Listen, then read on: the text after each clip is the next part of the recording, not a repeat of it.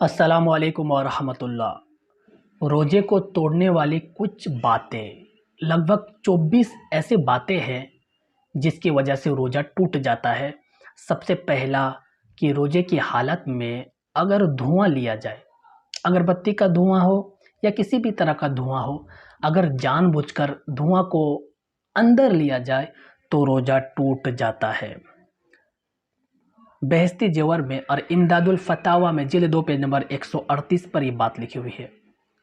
इसी तरह रोज़े की हालत में कुछ दवा वगैरह को अगर अंदर टाना जाए, उसका सेंट, उसका स्वाद को अगर नाक के अंदर टाना जाए, तो अंदर अगर दाखिल किया जाए दवा के सेंट वगैरह को, तो रोज़ा टूट जाता है। फतावा दारुल उलूम देवबंद में जिल्द 6 पेज नंबर 418 पर।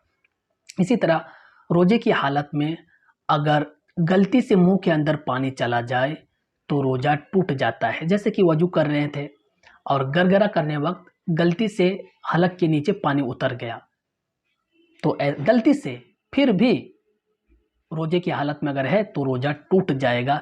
इसीलिए रोज़े की हालत में गरगरा नहीं करना चाहिए। ये बात दुर्र मुख्तार में जिल्द 1 पेज नंबर 150 पर।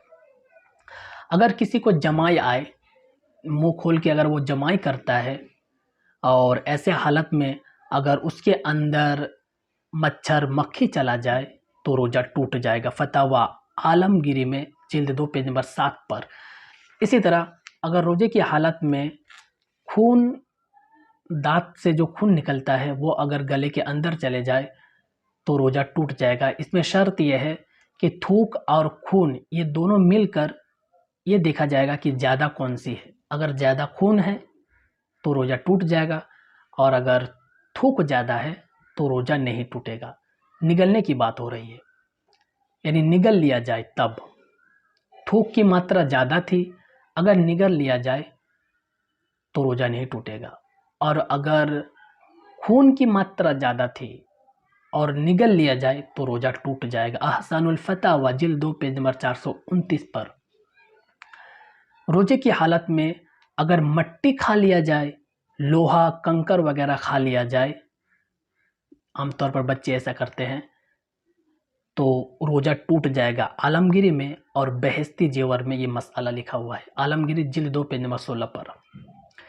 रोज़े की हालत में दांत निकालना, अगर रोज़े की हालत में दांत निकालना ज़रूरी है तब तो जायज़ है, और अगर बेकसूर में किया जाए तो मकरूह है।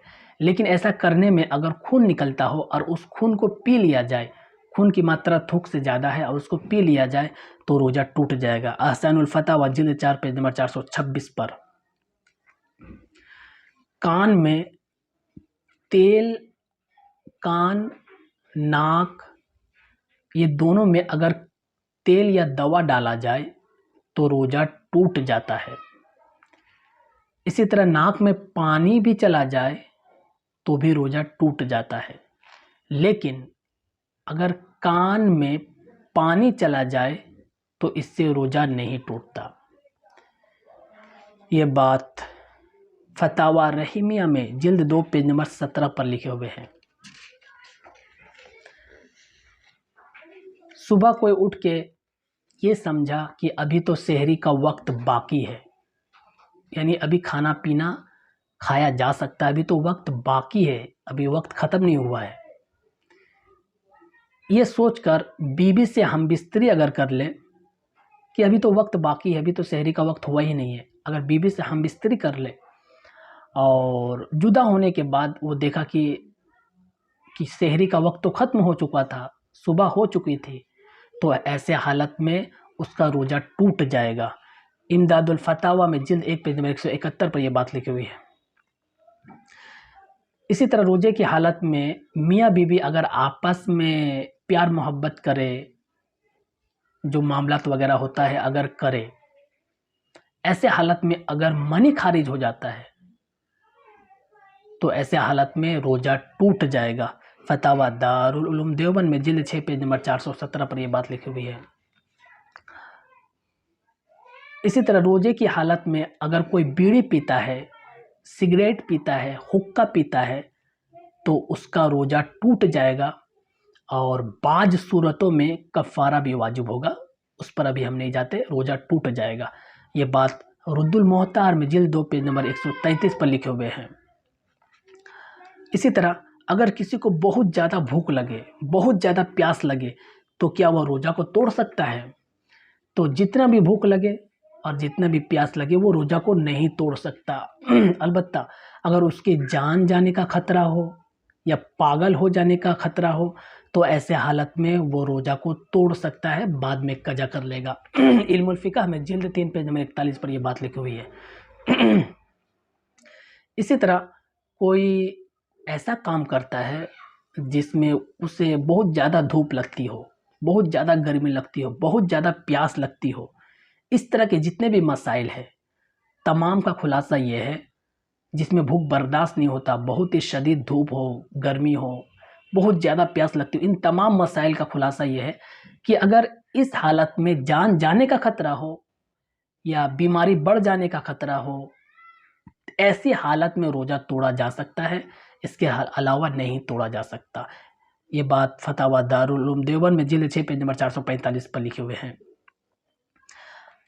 अगर कोई ये समझे कि सूरज डूब चुका है, मगरिब हो चुकी है और वो इफ्तारी कर लेता है और इफ्तारी करने के बाद उसको पता चलता है कि अभी तक तो सूरज डूबा ही नहीं, तो ऐसे हालत में उसका रोज़ा टूट जाएगा, बाद में कज़ा करना पड़ेगा। फतावा दारुल उलूम देवबंद में और हिदाया में जिल्द 1 पेज नंबर 207 पर यह बात लिखा हुआ है।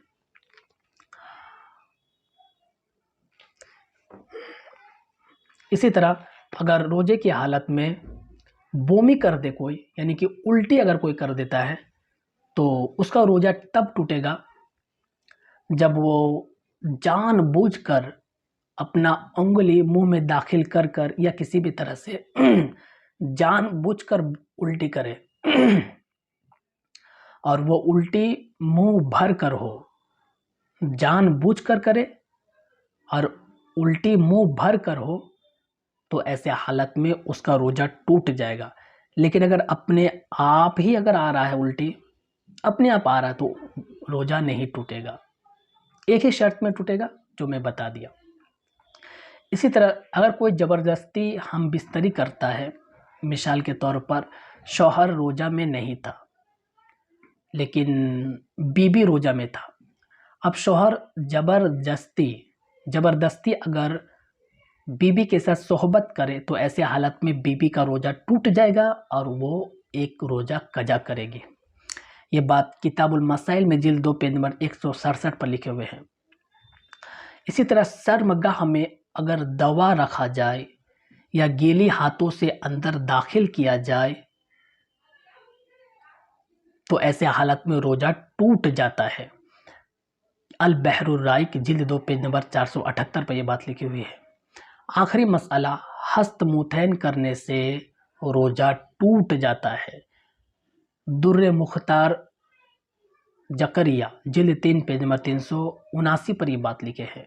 तो लगभग 24 की तरह ऐसे मसला मैंने बताया जिससे ये बात मालूम होता है कि रोज़ा इन हालतों में टूट जाता है। अस्सलामु अलैकुम व रहमतुल्लाह।